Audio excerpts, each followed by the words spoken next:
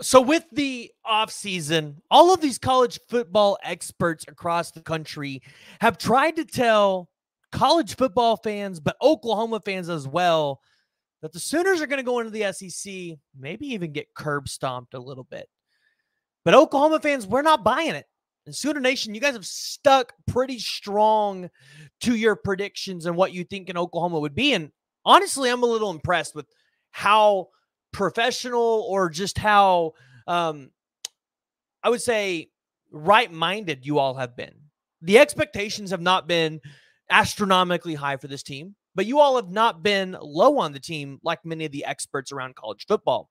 Today, I want to break it down, though, and explain to you why Oklahoma is probably one of the most slept on teams in college football, but also what everybody's missing. Before we dive into it, though, join the discussion, jump in the comments below, give me your thoughts, because this is now Brent Venables' third year with this team and this defense. And you're going to see a significant improvement here. And I want to start off with this.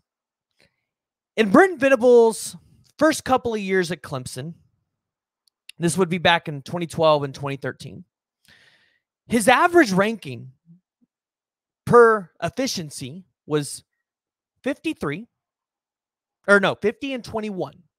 So 50 in 2012, 21 in 2013. Fast forward to his first 2 years at Oklahoma, 2022 and 2023. Average ranking of 53 and an average ranking of 24. Those numbers are very eerily similar here. Let's go look at 2014 Clemson. This would have been his third year after he's gotten one recruiting cycle under his belt with guys that are the reason why I say that is he had one recruiting cycle where the guys were his and they were second year in the program. Obviously, now you've got guys that have been in the program for a while, but he's got guys in the program now that are experienced that he brought to Clemson. That year, he had an FPI, or not an FPI, a defensive efficiency ranking of 2.4. Now, if you're an Oklahoma fan, if you can just get somewhere in the 10, I think you would feel great. But every year after that, 10, 8, 1, 2, 1, 7, 3. It took time for Brent Venables' defenses to come together at Clemson, and it's only a matter of time before they come together in Norman. And you saw Brent Venables make the changes he needed to. He hired Zach Alley, a guy that everybody has referred to as a mini Brent Venables. He went out there and made three things happen on the defense. He got guys that are bigger, he got guys that are stronger, and he got guys that are more experienced. And those three things are going to make your defense better. So, if you all remember, we talked about this specific list a couple months ago. SP Plus rankings for returning production in the SEC. And I want people to notice where some of these teams are ranked and why Oklahoma isn't going to struggle as much as people think they are. So, the one team that fans see up here that I don't think a lot of OU fans are too happy about is Missouri. Number one in returning production on the offensive side of the ball. Now, they did lose their starting running back, and I think that is a really key piece to this offense. But they still got Luther Burden and Theo Weiss for their quarterback to throw to. That's a big deal. And we got to remember, they're bringing in Caden Green. They've got a couple other guys in the offensive line. They should have a pretty formidable offensive team. Now, the one thing you look at is you go over to the defensive production. What are they returning? They're number 9. Now, I want people to remember this, though. Yes, they had a really good transfer portal cycle, and they're returning a couple guys, which, if you take number 9, number 1, you average it out, they're probably 5 or 6 on this list. What I want Oklahoma fans to understand is about Missouri, and the reason why I think Oklahoma is going to have their way with them in this game is because Missouri lost a lot of their assistants to LSU. They got poached. They had a good season. Assistants got poached. I don't believe the coaching that was so great came from Drinkowitz. It came from those assistants. So you would expect, although they've got some returning production, I bet Missouri's defense takes a drop a little bit because Kevin Peoples was a big integral assistant on that team that gave Georgia problems, and he ain't there anymore. He's at, I believe, LSU now. So if you're an Oklahoma fan and you see a Missouri game, you're not too worried there. You believe your defensive backfield can hold against a experienced Missouri backfield that's really going to utilize Luther Burden. Like, that's going to be their core focal point in the offense. And I'm pretty sure Danny Stutzman and Billy Bowman can work some kind of game plan together to keep Luther Burden at bay. And if you do that, you're probably blowing Missouri out. Now, it takes three spots for you to jump down to find the next team that Oklahoma plays. And this one shocks you a little bit. It's Auburn. Returning production, number 4 at 74%. But again, this isn't a game where Oklahoma should struggle. And here's my reason why, and here's my take on that. You go look at Auburn. Yeah, they're returning their starting quarterback who threw for 1,700 yards last year. You heard me right. 1,700 yards. Yeah, their top 3 receivers are coming back, but they got to have a quarterback that gets them the ball. Now, running back wise, Jarquez Hunter, their number 1 running back, he's back. Peyton Thorne's back. Peyton Thorne rushed for 515 yards. But this is not an explosive offense for Auburn. And with the additions that Oklahoma made on the defensive line, you go into this game with, I think, a game plan to dare Auburn to throw the ball. So again, it takes you to get to, okay, I'm going to phrase this. The next one's Texas.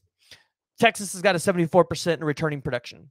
And a lot of this is because they got quarterbacks returning and they have offensive linemen returning. But they lost a lot in the receiver room. So I don't think the Texas offense will be quite what it was last year. I think it'll take them a year with those wide receivers to get something under their foot to really get that offense rolling back where it was. But at that point, they might lose offensive linemen, and Texas's team will take a step back. Now, defensively, Texas is at number 5.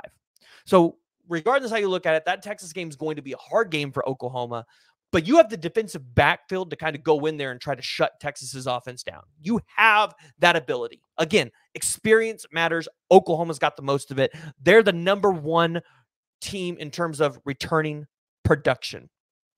So the only game that we've really talked about seriously, Oklahoma losing. And I've talked to some people around the Oklahoma team of, hey, realistically, what game do you think Oklahoma could drop? And it is the Ole Miss game. That is a game I think you agree with, and it's the game that I agree with. If you don't agree with it, jump in the comments below and explain why.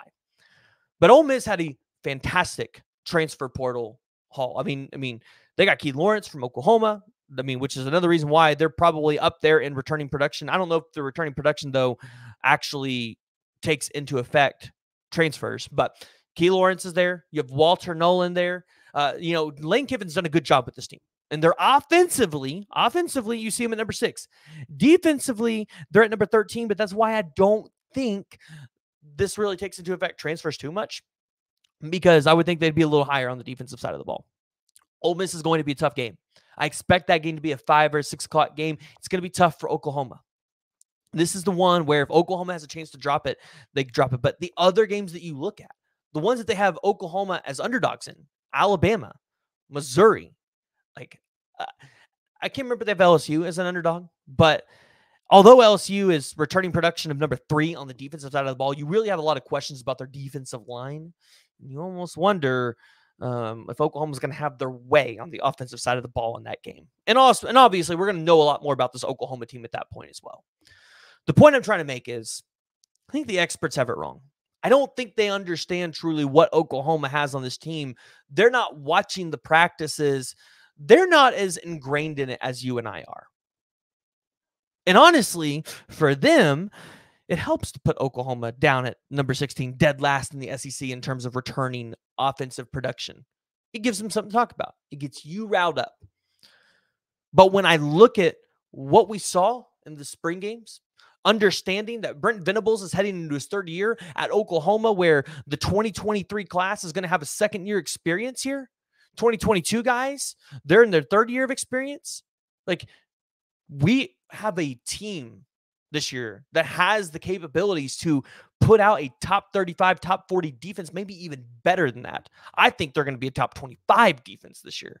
And if you have a top 25 defense and a top 25 offense, you are placing yourself in the ability to go out there and compete for a national championship. And that's a lot to call for in Oklahoma's first year in the SEC. But I don't think the schedule is as hard as people want to make it out to be. We put a lot of stock into numbers like this, but point proven, with Auburn being at number 4, do we really consider Auburn's offense a threat against Oklahoma's defense? A quarterback that can't throw the ball.